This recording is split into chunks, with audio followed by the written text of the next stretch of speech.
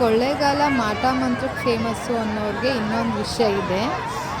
ಗಾಳಿಪಟ ಹಬ್ಬಕ್ಕೆ ಕೂಡ ಫೇಮಸ್ಸು.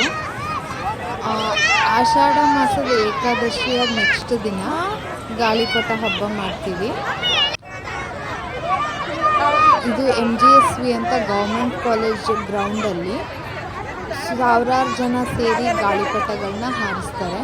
ಇಲ್ಲಿ ನೋಡಿ, ತುಂಬ ಹೊತ್ತಿಂದ ಈ ಗಾಳಿಪಟಗಳಾಗ್ತಿದೆ. ಎಷ್ಟು ಜನ ಸೇರಿದ್ದಾರೆ ಅಂದರೆ ಇನ್ನೂ ತುಂಬ ಜನ ಸೇರ್ತಾರೆ. ಈಗಿನ್ನೂ 5:30 ಇರೋದ್ರಿಂದ ಗಾಳಿಪಟಗಳು ನೋಡೋದೇ ಒಂದು ಚೆಂದ.